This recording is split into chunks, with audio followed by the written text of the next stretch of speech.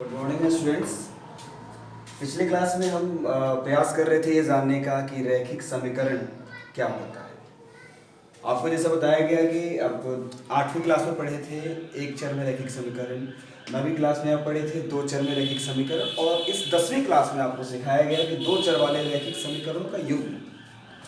तो पिछली बार में आपको दो चर वाले रैखिक समीकरणों के युग्म में आपको ये सिखाया गया था कि इन दोनों युग्म, दोनों जोड़े समीकरण का कभी कभी एक हल होता है, कभी अनेक हल होता है, कभी एक भी हल नहीं होते हैं। कब कैसे कंडीशन में ये तीनों आते हैं, कब एक हल होगा, कब नहीं होगा, कब अनेक हल होगा, ये सब जांच करना आपको बताया गया था और आपने उसको बखूबी निभाया था, आपने बनाया भी था, अच्छा लगा था कि पहले प्रयास में आप सफल हो गए। अब आज के वीडियो में हम ये जानेंगे कि उसको बनाने की विधि, बनता कौन है। एक आपको बताया गया था कि एक हल,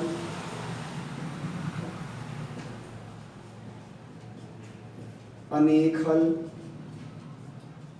और कोई हल नहीं, ये तीन कंडीशन आते हैं। जब कोई हल नहीं होगा यानी कि पहले से हमें ज्ञात है कि हमें आंसर नहीं मिलेगा तो हम उसको बनाएंगे नहीं बनाएंगे। अनेक हल है तो किसको बनाएं, किसको छोड़ें, कितना हल निकालेंगे ये भी बनाना जरूरी नहीं है। बनाते हम उसी को हैं जिसका कॉन्फर्म ये जानकारी होता है कि उसका एक हल निकलेगा। तो बस एक हल वाले को, कई बार क्वेश्चन में ऐसा कहता है कि आप पहले जांच करें, अगर एक हल है तो उसे बनाएं। तो बनाने की कई विधियां हैं, यानी कि अगर कोई हल नहीं होगा तो उसका प्रोसेस आगे नहीं बढ़ेगा, उसको हम बनाएंगे नहीं। अनेक हल होगा तो उसका प्रोसेस आगे नहीं बढ़ेगा, उसको हम बनाएंगे नहीं। बनाएंगे कब? एक हल होने की स्थिति में। एक हल या अद्वितीय हल भी कहा जाता है, यूनिक सॉल्यूशन कहा जाता है इंग्लिश में। तो एक हल वाले रैखिक समीकरण की युग्मों को, जोड़ों को बनाने की कुछ विधियां हैं। सबसे पहले आता है प्रतिस्थापन विधि, उसके बाद से आता है विलोपन विधि, उसके बाद से आता है ब्रजगुणन विधि। प्रतिस्थापन से पहले आता है ग्राफीय विधि, लेकिन ग्राफीय विधि इस वीडियो के माध्यम से बेहतर रहेगा कि हम उसको जानेंगे क्लास में ही और कॉपी पे बना के, इसलिए ग्राफियों को हम नहीं सीखेंगे, बाकी तीन चीजों को जो बनाना है वो सब सीखें। तो उसमें सबसे पहला आता है प्रतिस्थापन। प्रतिस्थापन को हम जानेंगे, विलोपन को जानेंगे, ब्रजगुणन को जानेंगे। और कई बार एग्जाम में ऐसे क्वेश्चन आते हैं कि आप किसी भी एक विधि से बनाएं, तो जो आपको इजी लगेगा आप बनाएंगे, लेकिन जानना हमें चारों को है, तभी हमने ग्राफीय को छोड़ा है और प्रतिस्थापन पढ़ना स्टार्ट कर रहे हैं। आपके एनसीईआरटी को बुक उठाएंगे तो आप प्रतिस्थापन विधि 3.2 या 3.3 से स्टार्ट होती है, वहां से आपको बनाना होता है। तो प्रतिस्थापन विधि को जानिए। हम एक क्वेश्चन लेते हैं और प्रतिस्थापन विधि को इजी में आपको समझाने का प्रयास करते हैं। आपका है एक्सरसाइज 3.3, प्रश्न संख्या है पहला का पहला बनाते हैं, प्रतिस्थापन विधि से कैसे बनाया जाता है उसको सीखेंगे। पहले नंबर प्रश्न में दो समीकरण दिए गए हैं, यहां पे x प्लस वाई बराबर 14, x माइनस वाई बराबर 4। इस दोनों समीकरणों को बनाना है। पहले को हम समीकरण नंबर 1 मान लेते हैं, दूसरे को समीकरण नंबर 2 मान लेते हैं। हमारे पास दो समीकरण है। प्रतिस्थापन बनाने का अभी हम प्रोसेस स्टार्ट कर रहे हैं, प्रक्रिया अभी स्टार्ट हो रही है। समीकरण लिखा गया है, मात्र क्वेश्चन को लिखा गया है, यहां तक बहुत नहीं समझना, अब दिमाग लगाइए। इसमें प्रतिस्थापन में करते क्या है कि दोनों में से किसी एक समीकरण को हम तोड़ते हैं कि एक तरफ केवल एक अक्षर है, बाकी सभी को दूसरी तरफ भेज दिया जाए। तो पहला को ही हम तोड़ेंगे, यहां पे लिखेंगे कि समीकरण 1 से, समीकरण 1 में काम करना है तो x प्लस वाई बराबर 14 है।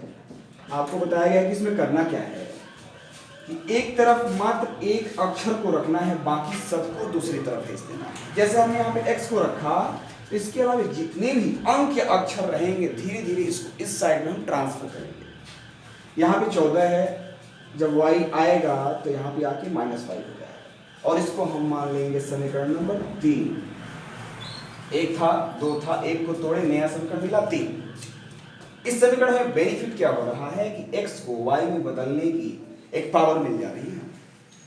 अब इसमें होता क्या है, प्रतिस्थापन का मतलब क्या होता है? प्रतिस्थापन का मतलब कि एक समीकरण में अगर यहाँ भी y रहता, यहाँ भी y रहता, अगर एक चर में बना देते तो बनाने में बहुत आसानी होती है।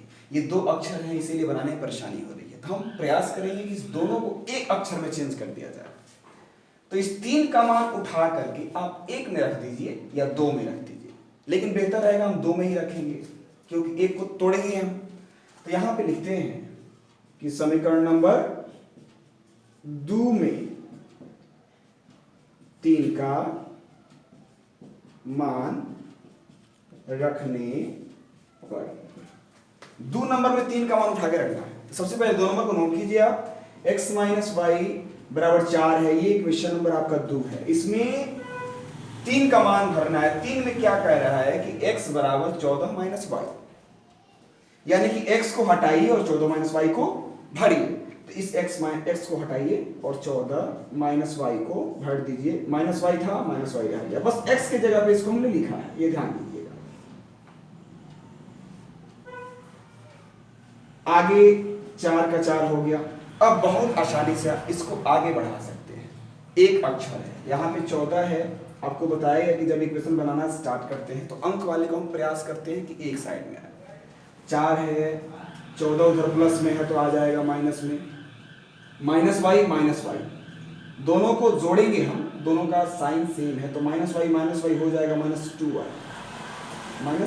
वाई बराबर 4 14 प्लस माइनस को हटाते हैं, घटाने के आएगा -10, माइनस से माइनस काट दिया जाएगा, y बराबर हो जाएगा 10/2 बराबर आएगा 5। y का मान आपका 5 निकल गया।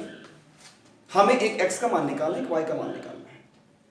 तो इस y का मान जब 5 निकला हुआ है ना, तो इस y के मान को आप पहला में, दूसरा में, तीसरा में कहीं भी भरिए, आपका x का मान आसानी से आ जाएगा। लेकिन सबसे बेहतर रहेगा कि आप 3 नंबर में भरेंगे, जल्दी आंसर आएगा, बहुत मेहनत नहीं करना होगा। तो यहाँ पे बस लास्ट स्टेज चल रहा है क्वेश्चन का।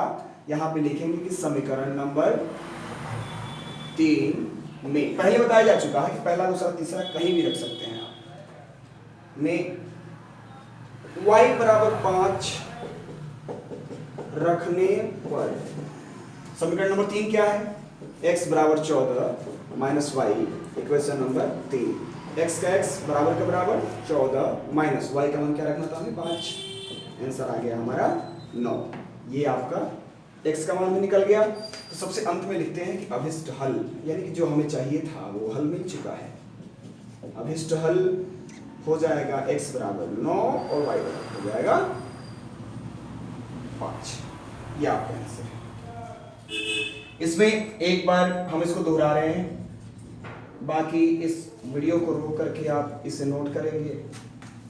समझ में नहीं आएगा आप कंप्लेन करेंगे व्हाट्सएप के माध्यम से, और आपको यूट्यूब पे फिर से अगले वीडियो में इसको समझाया जाएगा और अगली विधि विलोपन भी सिखाई जाएगी।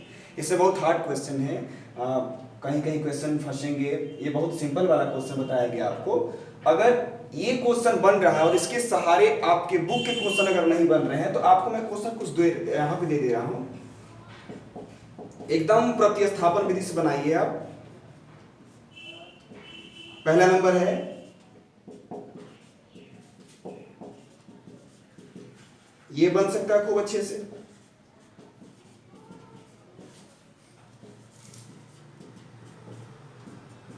सेम वैसा ही क्वेश्चन है।